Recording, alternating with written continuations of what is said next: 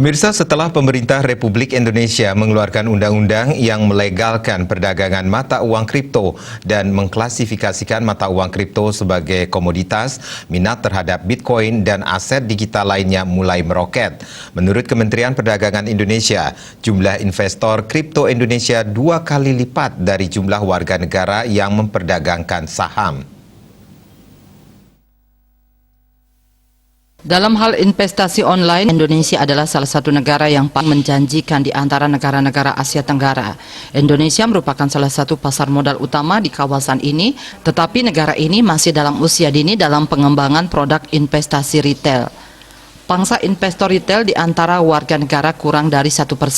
Namun demikian, jumlah investor tumbuh pesat, hanya dalam 4 bulan dari Maret 2020 hingga Juli 2020. Jumlah rata-rata harian investor retail Indonesia di saham yang diperdagangkan melalui internet tumbuh lebih dari 82%, dari 52.000 menjadi 93.000 investor. Pandemi mempercepat masuknya investor ke pasar saham Indonesia. Sebagai negara berkembang, Indonesia sangat menderita akibat jatuhnya pasar global pada Maret 2020.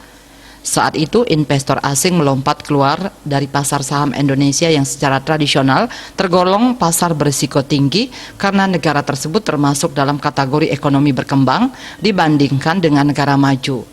Namun pada saat yang sama, hal itu menarik investor lokal yang ingin memanfaatkan momen tersebut dan membeli aset dengan harga lebih rendah dengan ekspektasi profitabilitas tinggi karena titik masuk yang rendah.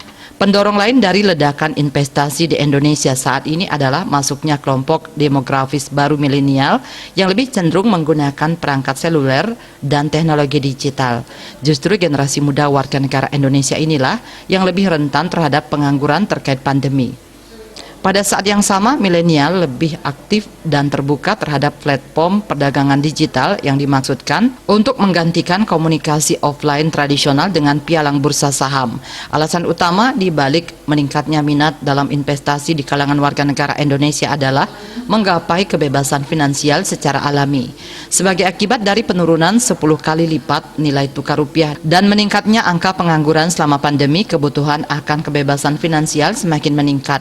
Menurut Bank Sentral Indonesia, beban utang rumah tangga di negara ini mencapai 112,7 miliar dolar Amerika Serikat pada Mei 2021, naik 2 miliar dolar hanya dalam 2 bulan.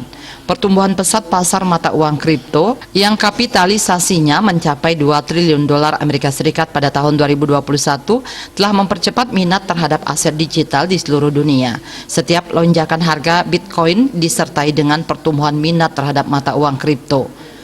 Korelasi ini dapat diamati dalam statistik permintaan pencarian di Google Trends. Pada Mei 2021, minat pengguna Indonesia telah mencapai puncaknya. Pada tahun 2018, Kementerian Perdagangan Indonesia mengklasifikasikan mata uang kripto sebagai komoditas, bahkan memungkinkan penggunaan mata uang kripto untuk investasi. Pada tahun 2020, Badan Pengawas Perdagangan Berjangka Komoditas mempublikasikan daftar 229 mata uang kripto yang dapat diperdagangkan secara legal di bursa. Bali Post melaporkan.